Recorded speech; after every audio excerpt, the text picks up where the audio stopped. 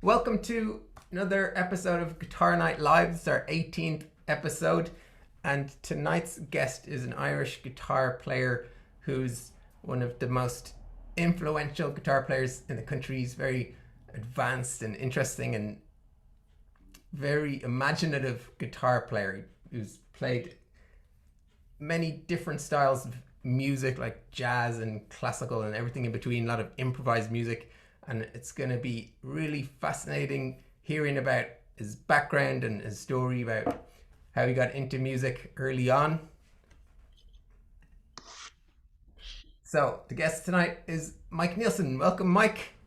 Thanks. This is great. It's a privilege to be here, Daniel. So You're very welcome. You're very welcome. I've got a little Guitar Night Live intro thing. It's Guitar Night Live! Our Lodio logo, that was Ben Levin saying, it's Guitar Night Live. So, Mike, I wanted to ask you, first of all, what's the earliest memory you can remember hearing music? Well, that's a good question. But I was playing the ukulele at 4. My father he played guitar, and my mother, and they used to sing songs and that sort of thing. So when I was earlier than 4, they said, this is what they were telling me anyway, that I started beating out the rhythm on a keyboard. I reached up to the keyboard and kind of and then they thought, oh, I must get him a ukulele. And I was able to play that at about 4 years of age. That's pretty amazing. Can you even remember the first time you played ukulele? Well, I just used to play with my father all the time. You know, he played the guitar and I played the ukulele with him. And that was it, really, as a young fella. You know, come on, about play the guitar. Sometimes he might have a party in the house and he'd get me out of bed to play for the people after a few beers, I think, you know. I mean, you know, come out and play the violin. I could have only about 4 or 5, you know, but... And I used to be actually in primary school. They'd get me to play for the people, you know, for the students and that type of thing, you know. And can you remember the first songs you learned? What songs would you have played? Well, lots of different ones. I know he used to give me some money he'd give me £1 or something when I was a young fella to what do you call it, transpose a song, you know, into different key. But of course he picked Tonight from, you know, Bernstein's Tonight, and it goes into all different keys and everything. So, but what did you ask me again? So the first, what tunes did you? yeah, I only remember the tunes I didn't like, and one of the ones he used to do it just on spite to make me really annoyed was Nancy Sinatra's "The Boots Are Made for Walking." And I just couldn't get that idea of you down, you know, that it goes down chromatically down. I just couldn't stand it. And this was about 6 or 7, you know. He used to just, let's play that. And he couldn't believe that my reaction to it. I just hated that tune. Amazing. But apart from that, yeah, we used to play various different tunes with him. I can't really remember. George Formby, of course, was a big, you know, guy, you know, that, you know, and you'd learn from that because he had a great right hand, and he had a really good rhythm and that, so he was a great ukulele player. You were playing some of his songs at the age of 6 or 7 on the yeah, I was playing that. Yeah, playing that type of stuff. Yeah. Pity it was before videos were common. There is some video. I think my father was a great document. He used to document a lot of stuff, you know. So, Oh, really? yeah, there could be some reel-to-reel things. I don't know. I have to. Oh, definitely have to dig that out. That'd be really funny. It would be, yeah. But so the ukulele, yeah. And did you get any formal lessons at any point? Yes, well, I got at 12. My father had a guitar, and he bought a lovely Telecaster, so it was a nice guitar. And my grandmother his mother was a sailmaker. She's from Denmark. You know, both my parents are Danish, actually. Right. And so she made a sail for a guy for his yacht, for his little kind of yacht, or not a yacht, but whatever, a sailing boat. And I got lessons in return, guitar lessons. And it's not like today, you know, we've everything written down. He'd come in and play. He's still alive down in Sligo there, but he had a great command of the, he knew so many standards and the words, and he never forgot them. And so he'd just come in and play them right out the chords. So I was about 12 at the time, and then he'd leave. So I'd have to remember the standard, and I remember him going out the door. I'd take up the guitar and try and remember all the chords. You know, he didn't write out the chord shapes or anything like that. You know, so it's amazing the difference nowadays. I think everybody is spoiled, rotten, you know, because everything is written out for them. But anyway, so I had to remember it straight after he went, and remember the standard. He played twice for me, I think. All these beautiful songs like Deep Purple and Avalon and all these kind of old standards. He knew all those type of songs, you know. But that wasn't that many. It was about 7 lessons, I think. Wow. And then then I went to Denmark actually when I left school, and I heard a guy playing. He was a cousin of mine, and his friend was a postman, and so he played guitar as well. So we were sitting in the apartment, and he says, "Play something," and I played some blues. You know, I thought I was fantastic, whatever. So he then took out his classical guitar, put up his footstool, and wiped it off and tuned it and played Villa Lobos Prelude Number 2. And I couldn't believe it, because I'd never heard actually classical guitar play like that before, and it was just a fantastic. I sold my steel string guitar, got a classical guitar, and took lessons. I couldn't read music before that actually, and I just got fanatical about classical guitar from then on. Yeah, I came back and I took lessons then in the Academy of Music and in the College of Music, which was called then. So I was in the Classical Guitar Society for a good few years, and I was studying that an awful lot. That's the piece with the E minor kind of study? Yeah, is it? No.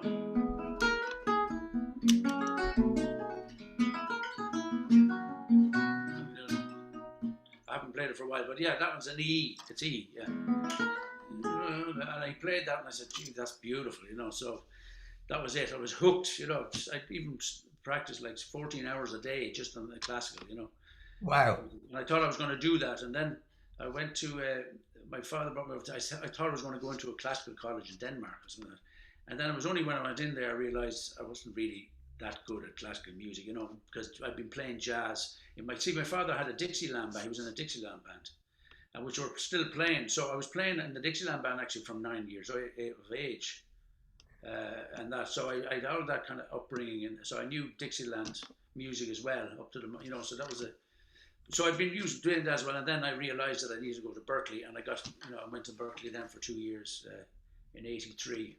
Yeah. So tell us a bit about, it seems like Sligo is not the typical place where you'd find a Dixieland jazz band, but how did that come to be that your dad played in a Dixieland jazz band? It's a long story, but when he came to Ireland in '55, he started a lock factory called Basta Locks. It was a franchise, and he came over to set it up for 6 months, and he was going to leave, but he met some fantastic people and who were into music, and who are still playing, and I'm in touch with them all the time. So they started a band and a show band. So in the show band era, and so they were traveling around the country, like all those. I think there was an awful lot. I think there was 60 or 70 or even more show bands traveling in the country. And then after a while, they decided they left that wherever they were working during the day, and they seemed to live around the same area in Sligo, and they put the Dixieland band together, and I've been playing for about 50 years. They're still playing? Yeah, well, they're not now with the COVID. Yeah. As one of the guys, Mickey, said that God sent COVID to make sure to stop them playing. But no, fantastic. That was great upbringing, because when I came to Dublin, I had all that. I could play with the Dixieland bands, I was playing banjo with them as well, that type of thing, in the guitar tuning. But you're playing banjo? Yeah. Well, it's in the guitar tuning. So one time I was in a Dixieland band with 2 banjos. Imagine that. Joe O'Callaghan would love that. Yeah, but Sligo is such a fantastic level of musicianship down there. There was people I used to watch guys playing the Eagles. You think it was the Eagles. And then there was a thing called the Silver Slipper Ballroom in Strandhill, where I'm from. And they had all the show bands around. And their show bands, the musicianship was amazing. They were playing Steely Dan and all that type of stuff. So it was fantastic stuff. And then I remember hearing U2 for the first time. And they were just starting out. And I remember opening the door, and I heard all these wonderful musicians in the show bands. And I remember opening the door, and it was like white noise coming out the door. And I just closed it again. I couldn't believe the sound. You know, it was just, I couldn't make anything out. You know, and that was U2. So they did so, you know, well. So I must be tone deaf. They did great. But, and what about? we even had Eric Clapton there, and you know, Thin Lizzy and playing down there. You know, so. And we even had, there was a guy called, he was the manager of Planksty who owned the pub in the village. And we had all kind of Stockton's Wing and all the Clonard, all these, you know, folk musicians. And, you know, even Donald Lunny, he sat in with the jazz lads. So it was that kind of thing. The poet was amazing. And Christy Moore, and we had all these type of various different things. So it was a haven for music and musicians, you know. And the Jazz Lads that's the name of. Yeah, well, the reason why that was my dad. Yeah, my dad, the Jazz Lads, because they were down the country there. They were saying, "Where are you going tonight?" I think I'll go up to those Jazz Lads up the road. You know, so they called themselves the Jazz Lads then. You know. But yeah, so I got a good training in that. You know, it was good. I was playing with them a lot.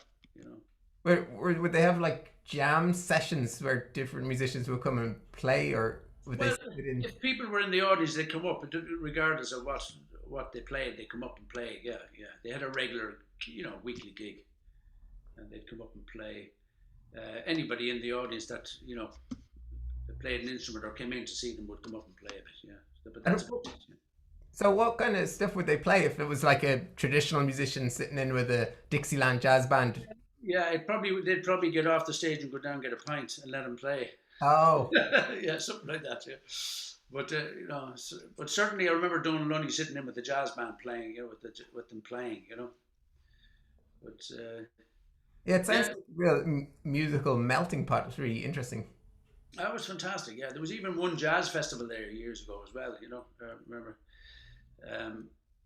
There's a story there where my father was teaching. You know, they used to close the bar, and we'd all go in behind the bar and do all that. But and we were there for all night. But my father, there's a story. My father was Danish, right? He was teaching Acker Bilk. You know Acker Bilk. You know, he was teaching Acker Bilk how to play "She Moves Through the Fair" in behind this thing at about 6 in the morning. You know, a Danish guy teaching an English guy how to play this Irish song. You know, it's funny.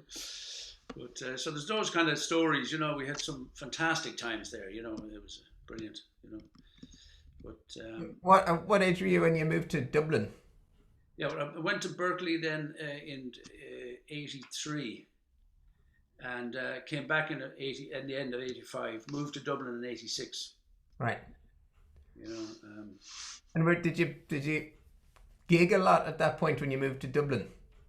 Yeah, I was doing a lot with the Dixieland, various different bands. I actually, before I went to Dublin, or before I went to Berkeley, there was a guy called Rory McGuinness, who's dead now, but he was a great sax player. He used to play in the BBC radio orchestra with his brother, but he came back and he lived in Sligo, which was fantastic for me because he had arrangements of something like Cannonball Adderley, Fiddler on the Roof, and he'd say, right, we're playing this and that. And he gave me an awful lot of music, like Elvin Jones, that I hadn't before. You know, a lot of sax players because he was a sax player. And Suddy Rollins and all the really good. So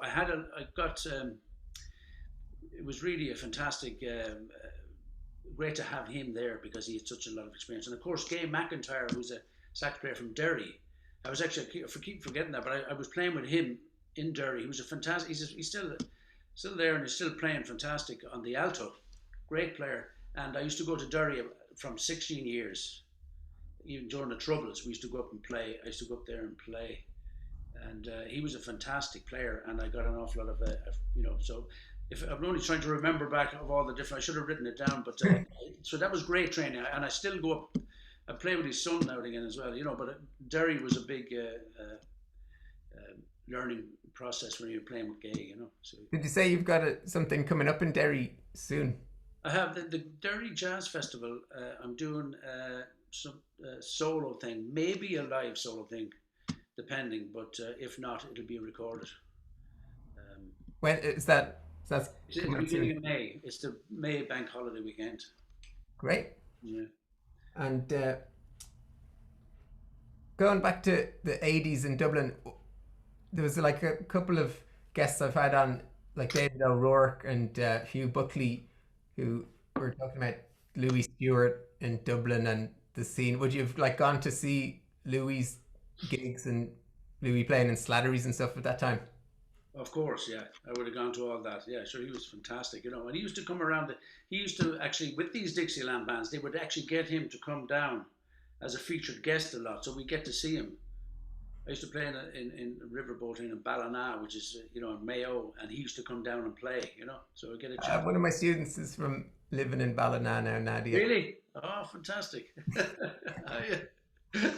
Yeah, So not a lot of shout outs for Ballina, but there we go. yeah, so so he used to come down and play. Of course, we'd watch him because he, such a, he's such a background, fantastic player, and all that type of thing. So. And when it was the 5 guitars thing, I used to have a quartet with him actually. you and Louis. Myself, Louis, John Wadham, and Ronan Guilfoyle. Brilliant.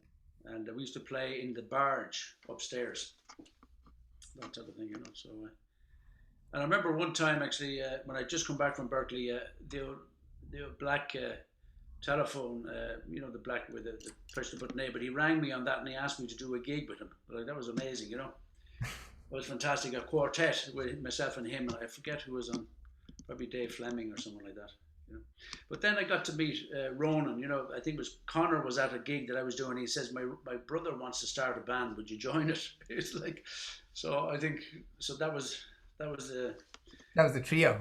Yeah. So it was various different things. It was a quartet with a saxophone player. I think it was Richie Buckley and then a guy called Mike McMullen. But we played. Yeah. So that was obviously an ongoing thing for the last 25 years or 30 years even. Yeah.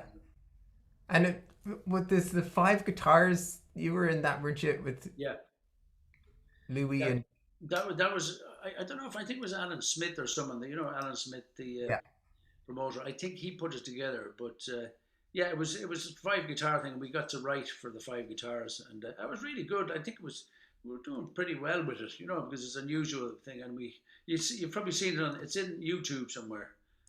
I haven't found it. I don't know if it's there. Yeah, there's certainly when we were on the Late Late Show. That Yeah. Were playing. Yeah. Oh, That was great. Yeah, that was the guitar. And then of course when I came to Dublin, first there was a Foss scheme for the big band, and that's where I met Dave O'Rourke. Right. And we used to be playing there, and we used to do duets then, myself and Dave. But there was places to play. We used to go around, But yeah, with Dave in the Foss scheme, that was a big band. We used to go around all the parks and play, and that type of thing, So, but Rory McGuinness had moved to Dublin, and I actually moved in with him until I found my own place, So, yeah. Cool. So, Well, let's have a tune. It never entered my mind. yeah. All right. If anybody has any questions for Mike, you can just write it into the chat, and we'll get those answered. So, yeah, we'll have a tune and then we'll continue the guitar chats. All right.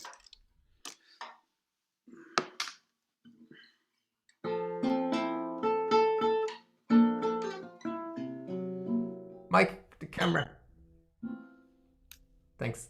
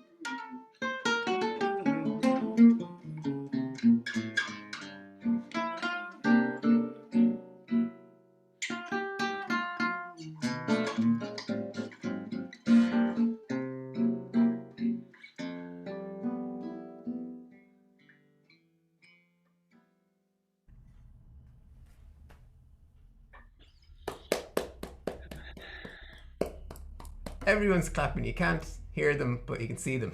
Yeah. That was beautiful. That's a kind of a thing that I love Keith Jarrett.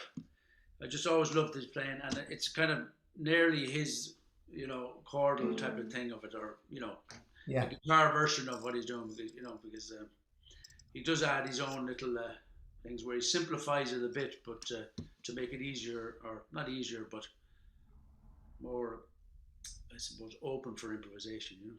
Yeah. I think the thing that is really striking watching you play, and I remember always being like that, even when I used to go to you for lessons for years when I was a teenager in New Park, and I just remember I'd always go in for a lesson and you'd say, what are you working on, what do you want to play now? And I'd say a blues or something, and then you'd count it in and you'd be playing a lot of chords. It would be like trying to keep up with a tidal wave of chords. It was a great way to experience learning. But when you're playing, there's so many chords. It's like just a really fluid flow of different kinds of harmonies. And how do you know?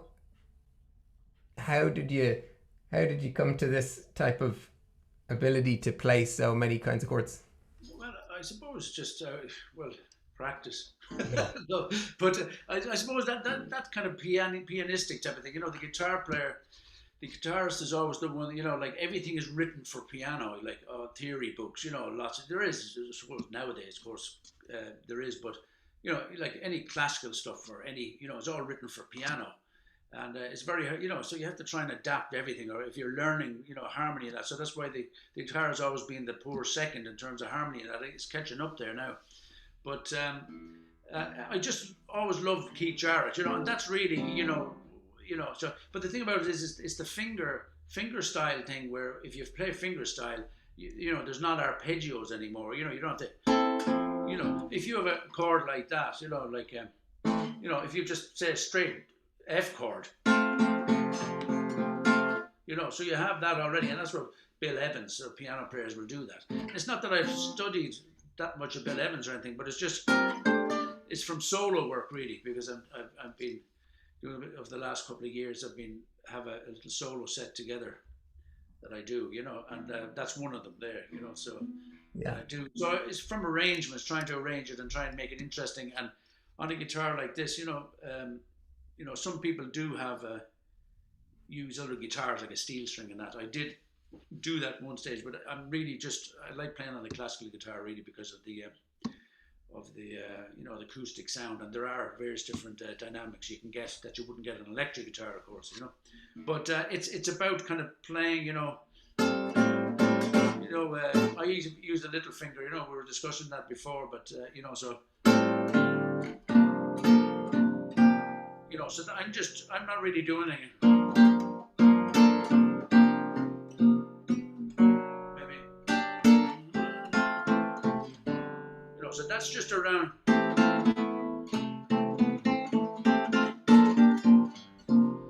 So that's just over a chord, but we have it all there. Like a piano would go dee dee dee, you know, this type of thing, you know. So we can do that, you know, if you're playing fingerstyle, you know.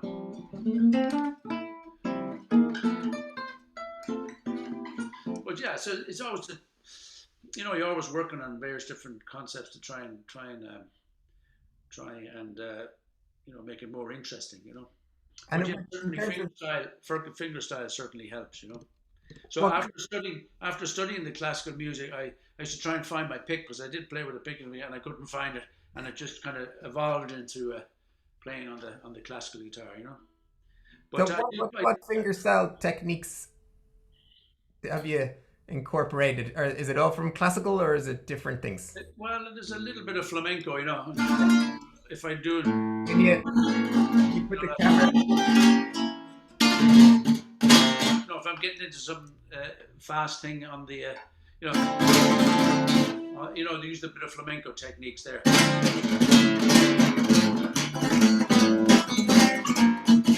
You know, whatever, you know, that's so you can get lovely, you know, you can use that kind of triplety thing to really do some rhythmic stuff on it, because, you know, the flamenco stuff is fantastic, you know, in terms of ultimate technical facility a flamenco player has, you know. Did you learn those from any particular player, or? Not really. I actually bought a book on it. I just looked at it, and I could see, you know, up, down, down, and I just kept, and then all of a sudden, it's just really just, you know, it's just about up and, you know, strumming up and down, really.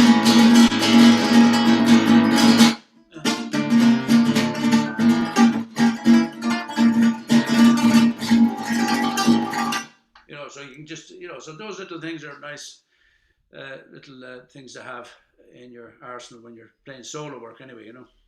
And anything else from flamenco, like rasguados? Yeah, I suppose I don't use it that often, but the tremolo, you know, the usual the classical tremolo is 3. Yeah. So that's 3. Flamenco Put the is camera 4. down on your right hand. Can't see your right hand. Thanks. Great. Oh yeah. So that's the 3 fingers going, but the flamenco, if I can do it, it's a bit short actually. So that's 4. That's 4. It's where you go P-I-A-M-I, P-I-A-M-I. So the flamenco tremolo is using 4 beats instead of 3. Right. 3 beats, I suppose, for the tremolo. You know, so I think I don't use that often, but I usually, you know, you use the 3 fingers here and sometimes the 4th finger as well. You know, as I said before, you know. So if you have a chord like this, you know, it makes a difference when if you just do 3 notes and 4 notes, and then, you know, it just makes a difference in the overall texture. And I think that's what we have to play with a little bit more guitarists, you know, if you want to use the guitar like that, you know. So the little finger, yeah, I think is important. And actually a good technique, if anyone is using finger with, I just realized it's just something I came across, you know, just if you're practicing or if you're warming up, if you use your little finger and your 3rd finger, and do that for a while, and then all of a sudden these, the middle 2 fingers then get faster. And then these get really fast. Whatever it is that it does. And then if you do that for a while with the little finger, all of a sudden these fingers get faster for some reason. That's interesting. Building up the strength in the hand or something. Yeah, I don't know what it is, but it's not, even if it's just, if you haven't done it before, you'll even notice it, you know. But I have very short nails coming in. It's not really like a, you know, flamenco straight on, but I go sideways, so you can get a nice soft sound.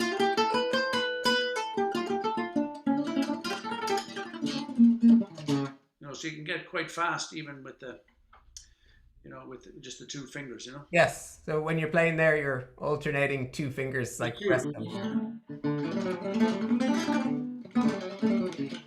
You know, and then.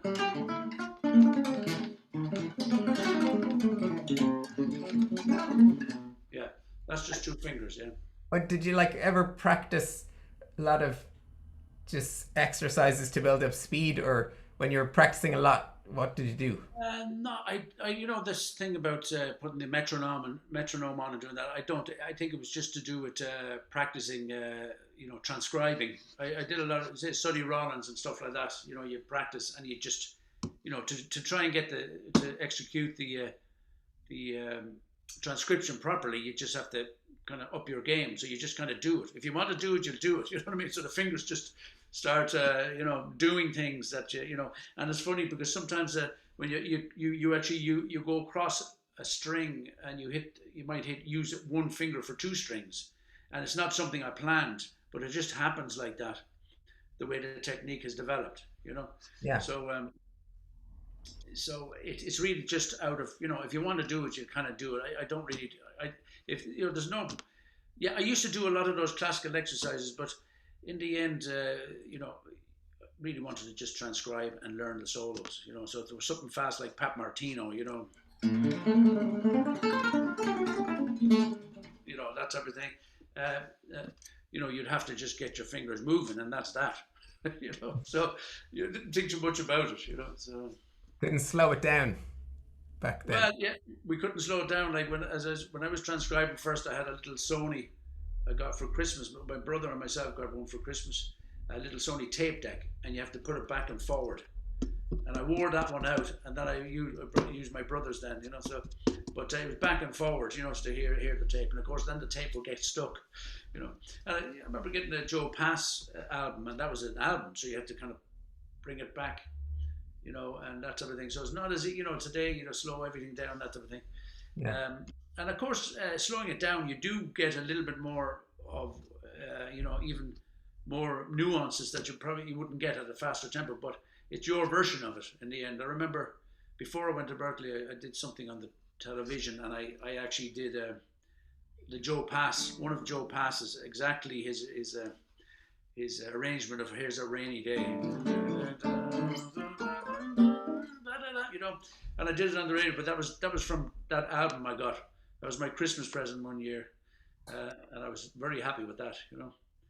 And but I transcribed that from a record, you know, bringing the needle over and back, you know, to hear it. And you didn't have any really chord books that much, except the chord chemistry, which are, you know, I think that didn't have that, but I know it was impossible to play because I think there was sometimes you couldn't play them, you know. Some of the chords were nearly impossible to play. So that, you know, it wasn't, you know, the structure wasn't there in that book for me, you know. But there wasn't really any chords book. You just learnt them off the record, and you know, and in the end you got it, you know. You were able to do it in the end, you know. So it was just persistent. You didn't think about slow downers, or you didn't think about anything. You just did it. You didn't have the transcriptions online. You didn't do it. You transcribed it yourself, you know. It was much easier then, you know. It's much easier. Yeah. And do you think do you recommend your students these days do a lot of transcribing if they want to? Oh yeah. Well, you see, I'm actually at the moment I have, you know, I've got some students like they're, you know, part-time students, but oh yeah, transcription. Yeah, I've got one guy who's working on just solely. Well, at the moment he's doing it Miles Davis, but he's been doing the Pat Martino kind of method where he uses these, you know, the activities, you know, you know, that's the first activity. So he's got 5 of those, and it's like bebop for the guitar, really. You know, he you know, because, you know, if you wanted bebop is usually a horn player, you listen to and all that sort of thing. But like, I think Pat Martino was the guy to kind of formulate it, you know, these little lines for himself on the guitar. And they're long kind of lines. They're lovely. Yeah, they're activities.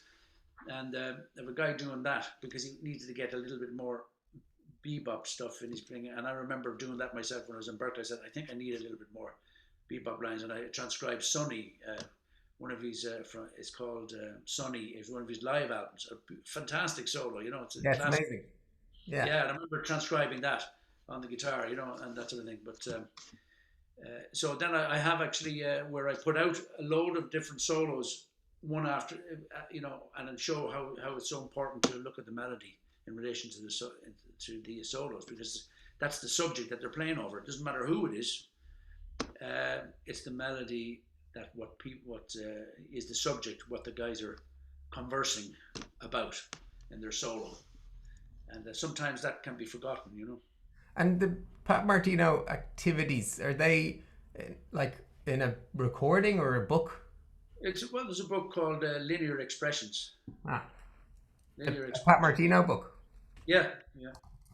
I don't know if there's any left. I think you can get it online somewhere. Linear Expressions, but it's just a set of 5 over G minor. Yeah. So you have to to get those under your fingers. It's a great exercise. Instead of doing sometimes meaningless exercise, not for just for the sake of a technical thing, you just do something like that, which is useful in the end. That sounds interesting. Oh yes, I've been for years. I've had we all had that book, or we were aware of that as coming up my generation anyway. And what about the other type of techniques, like where you're playing free strokes, like arpeggios and things like that? Did you do a lot of that kind of thing in classical? Well, yeah, I suppose trying to get a finger. You see, if you're learning a classical piece and there's a lot of arpeggios, there's a certain fingering that you adhere to. But when you're doing something in a more improvisatory manner, you kind of don't. I just still use the 2 or 3 fingers, depending. If I'd use P or I M A, and then another finger like an M again.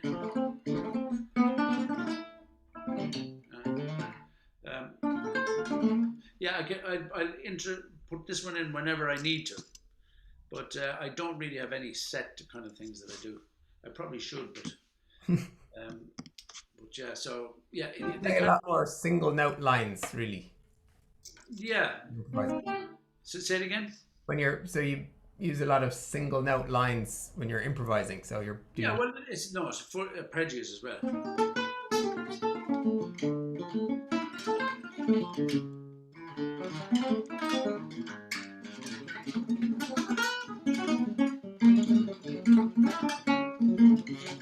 Yeah, so it's a mixture of everything, really. So tell us a bit about your approach to composition. Have you always written music as well as improvising?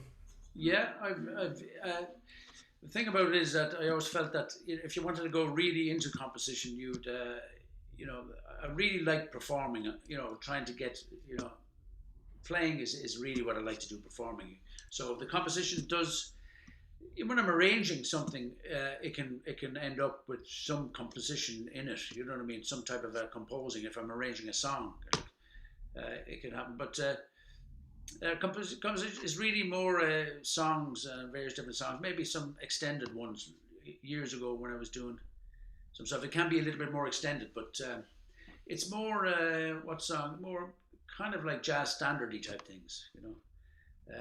Vehicles that you want. I remember I had a commission to write a piece, and I wrote something for a saxophone player, a 5-piece so a trumpet player, trumpet, sax, and that type of thing. So yeah, I've done that before, but I'm just more interested in the performance element, right? All aspects, microtonal stuff and all that type of thing, But yeah, I do when I need to. I'll write something if I need it, So the approach really is. It's on it's paper, pencil and paper on the normal. I write it out, and then I put it in Sibelius or something. But I like to write it out because it can get complex stuff, and if you're trying to work that out in Sibelius, it's better off doing that afterwards. I like writing it out. Yeah, I was in the middle. I tried to write a little a piece for a solo guitar. I was in the middle of doing that, but I just haven't had the time to do it really. Because I'm doing other things, I think I just let myself tell me where I'm going, as opposed to, saying what did I do today? I think I just know what I want to do at this stage. You kind of, it's like, the older you get, you kind of tend to kind of have, you've blocked out all whatever things that that might impress you or something like that, and you just kind of know what you're doing. You have a single focus where you're going. And I think that's I just let it, and that's concepts or anything like that. I usually let it develop. So I would say I'm a slow developer. I would say now I'm 60 tomorrow. All clap, please. But the thing about it is that I've instead of going frantic for something, because I let the things seep in my head, seep in, and then all of a sudden they come out and you're playing. But unfortunately, you need 2 lifetimes to do that. You really do, because I think now I'm just kind of getting to a cusp of where I've actually, the stuff has developed into what I should be doing, and then I've got freedom now, a lot more freedom than I ever would have. But it took 60 years to do it. And that's the thing, because if you kind of work on a concept or someone else's concept or something like that, it becomes a kind of a sterile thing for a long time until you can get out of it. So it's important that you just let it seep into your playing, and think about it, and how, and then you kind of adapt it. Not even adapt it; it adapts. That sort of thing. So that's why I think, like if I lived in New York or something like that, I'd probably be, an alcoholic after or something like that, because for the simple reason that it's so frantic, and you have to, practice, and you have to get up to a certain level and something, that's something. And I don't agree with that. I think you need time for the concepts to go into your head, and which takes a long time, unfortunately. Yeah, that's really interesting. It's really kind of against a lot of what life is like now. Everything has to happen quickly and fast, and you didn't do it in 10 years. What's happening? But 30, 40, 50 years, like that's all the students like listening in who are frustrated after a year or something, like give it a few more decades. Yeah, I would certainly agree with that, and I don't worry too much. And I think, I think I'm only happy with kind of my playing now, and I think I can build on that now. I feel myself, but it took that length of time, and it takes a little bit of guts to do that. And I'm not just blowing my own trumpet, but it does, because you don't sound as good as you should, or what you think you could sound like, because of the fact that you haven't done all the kind of exercise, and it, you can be flashy, And I think it's great. I think I was talking to about Kreisberg, Jonathan Kreisberg, when he was here, and he was, he's amazing technique, but he's doing all the kind of things. He's doing kind of, arpeggios and all that stuff, absolutely amazing. And when you listen to them, it's fantastic. But he says he's trying to get organic, because he's very much like a classical player, Yeah. But it sounds fantastic now. I'm not saying I think he's an amazing player, but it's just, I couldn't do that, you know what I mean? Because the reason why I couldn't play classical music, because you need to be, I like to be free and improvise. I can't play something twice. I need to be free, and that's why I like just being spontaneous. That's why this fretless guitar, when my singer is allowed to come down, we just want to play, and that's it. Yeah. I don't want to practice on it yet until she comes to it, and we can create something, So it's being spontaneous. Is one of the most important things for me. Can you just show us the fretless, what it looks like? We'll rarely ever when you see a guitar with no frets on it. Yeah. And you don't get a discount just because it's fretless. So I don't practice it for the simple reason I'm waiting for this, because I don't like practicing something,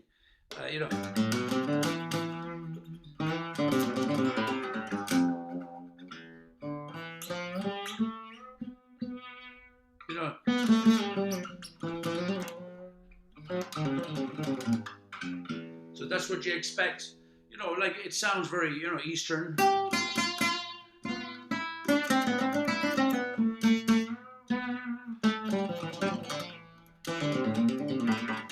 But the thing about it is, if I play it like that, I have to try and reinvent music. Is the thing for me with the singer. And the thing about it is that now I don't have any keys, because I have no frets. So the only man-made thing here is the guitar, but there's no scale. There's no scale, like 5.946%, and you add on the next fret, and it's 5.946% of each of the what do you call it, of the scale length, and then after that, that's the percentage that you place your frets until you come up to the octave, and that gives you an octave. So 5.96%. But there's none of that now. There's a few dots here, but I'm going to ignore them.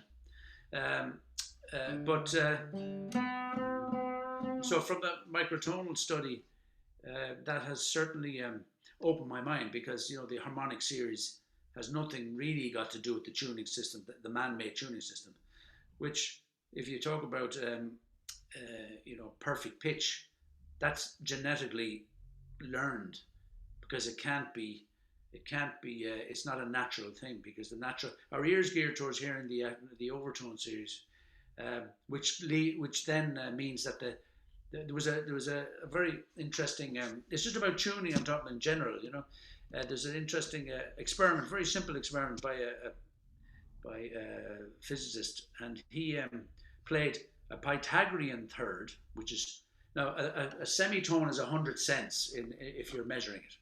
So a major third in the tempered system, which is with the frets and the piano, is 400 cents. So a Pythagorean third, which is he had formed scales 600 BC, amazing, was 408 cents.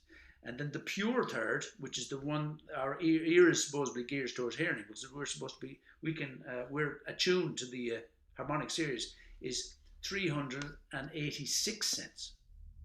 So he played all these to a room full of musicians, and they said, which one is in tune? And they picked the pure third, not the man-made perfect. It's 14% of a semitone less. And the reason why they did that, because the two notes are together for a certain reason. They beat. They have harmonics each note, and they coincide with each harmonic, and they go up. So if you bring that down by 40%, the waves of the two notes become disjointed. And you play on that guitar. Can you play a chord and have a pure third in it? Well, I could. So if I could just play, there's the third between the, so there's a pure.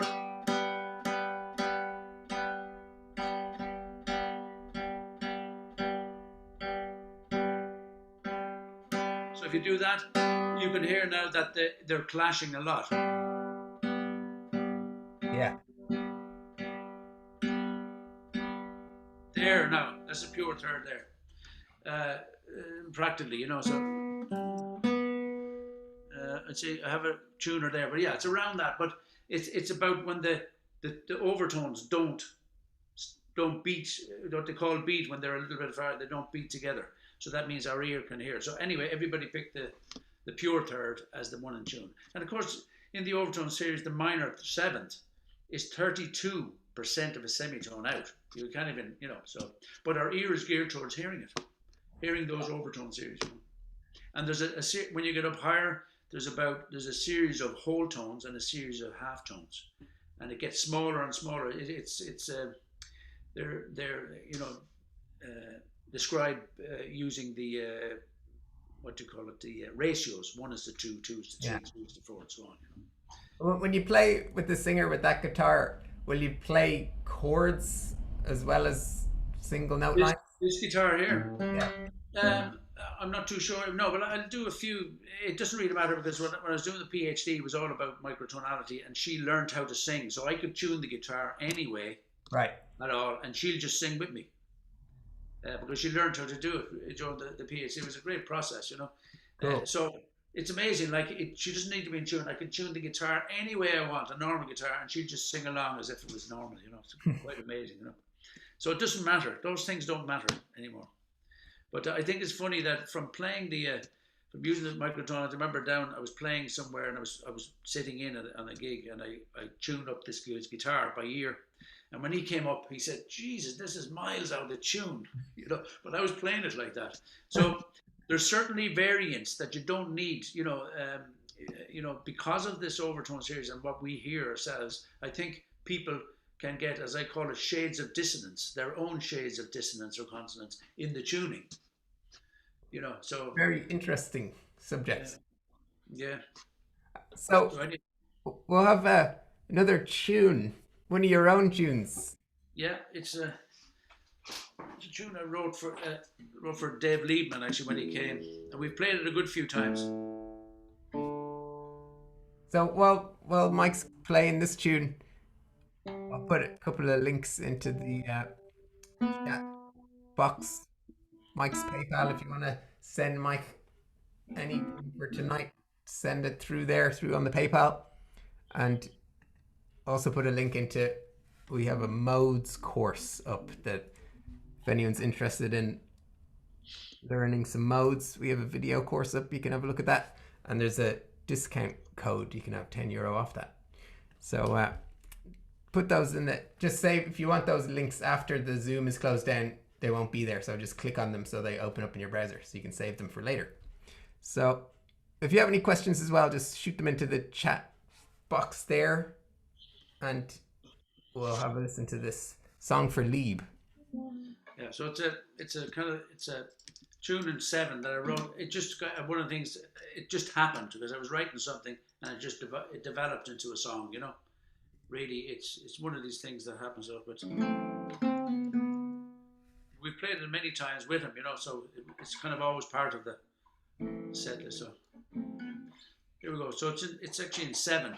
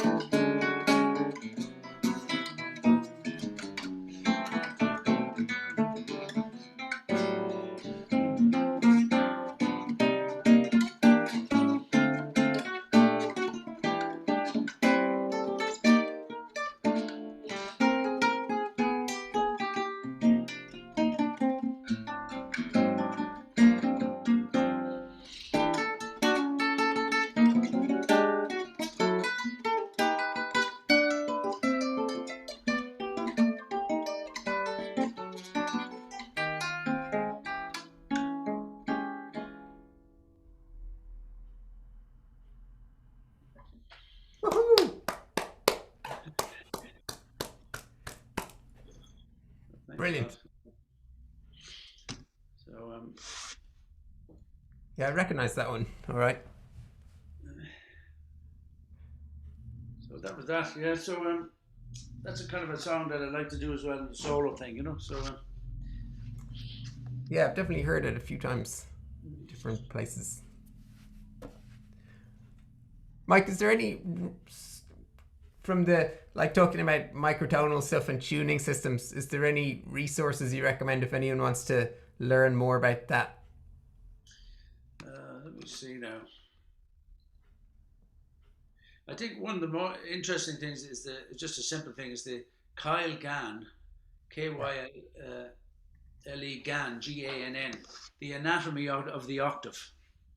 And he has a series of ratios of various different types of intervals within the octave. Now I forget how many there is, but there's a huge amount of them, and there's recognized various different things, and it goes back, a long way. It goes back to like mean tone temperament and various different when they were trying out different temperaments, and the Pythagorean third. Like I have a microtonal guitar there with an extra 19 frets on it.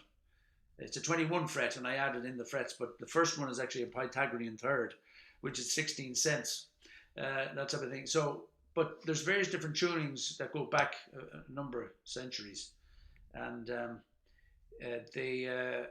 that was a kind of a start to try and set up some type of a tuning system until the tempered system as we have today, the equal tempered system, But so that's one thing. But there's loads of I can't even think of this. But I have a thesis on it. I did a master's in physics and music, and that's a good start to just to see. It's on Arrow in DIT, Arrow it's called. Yeah. And I think that's been downloaded about over 300 times. So a lot of masochists out there. What is it called? It's called Microtonal Systems and Guitar Composition.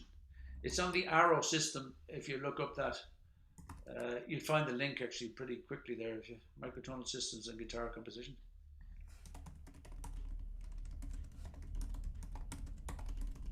And is there any, if people want to find out what you're doing gig-wise or recording-wise, how do they? I don't know. I don't have a website. One of them don't have a website, but you'll see it on my Facebook if you want to friend me on Facebook. I have there's a thing coming out. I did the blind date jazz for IMC, and that's coming out at the beginning of March, where we just kind of played together. I think I was saying to you where myself, you go into a room and there's a curtain, and I start. We don't know who we're playing with. It's a duo. And I start playing, and then the other guy plays, and then halfway through the curtain comes down, and we say, Jesus, yourself." We keep playing, But that was really interesting, and that's coming out, I think, at the beginning of March. We just did it there the other day, and then I just did a thing with an Irish singer today for the Fla. That's coming out for the Paddy's Day. It's a trio, just with violin, myself, and a singer, fantastic Shannon singer. She does Over the Rainbow as well, and she changed the words to Irish, middle of it in the Irish, so it's really nice. And so that's coming out. It's called, the Traditional Fest or something like that, Trad Fest. And you probably just catch it online, I suppose. Yeah. I have another recording for Rathfarnham Castle that's coming up as well in May. And then I have a recording with this girl as well at the end of March. We're doing an EP. Well, we did an EP already which was great, in Abbey Road with her as well. So that was an interesting time over there. In Abbey Road in London? Yeah, that was amazing, yeah. Wow. The Beatles, actually, we were supposed to be in on the Monday, but Paul McCartney took it over. We didn't know, so we had to kind of forfeit the money and go in on the Tuesday. Really? And he was in the same studio. It's the actual Beatles studio. It was amazing, yeah. Wow. To hear Irish music coming out of it, out of there. But, before we finish, this one question came in from Emily. What's a microtonal guitar? Yeah, microtonal guitar is that. So if you look at the normal frets on the guitar, I have it there. It's under a load of stuff there at the moment. Yeah. If you look at the frets of this guitar here, right? So a microtone is something that's outside the normal tuning system. Like if you look at a piano, like if I just bend a string, that's all of a sudden now not any. It doesn't relate to any of this the notes that you press or any of the notes that relate to the frets. Yeah. So that's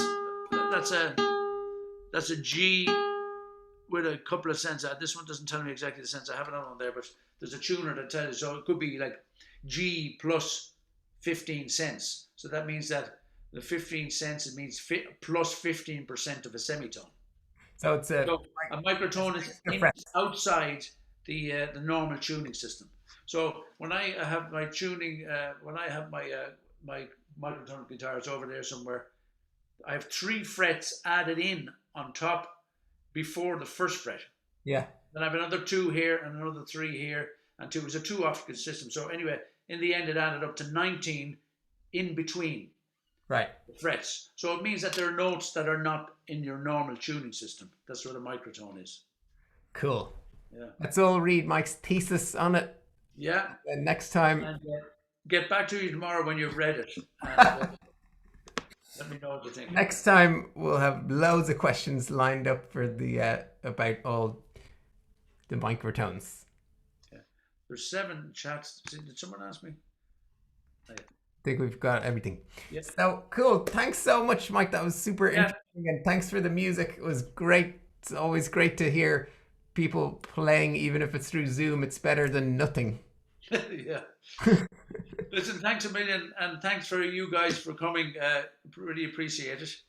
And thank you very much for the ultimate music. What is it? Ultimate School of Music. School of Music, yeah. Yes. Fantastic, yeah. Great stuff. Thanks, Mike. Thanks a million. Comments coming in there.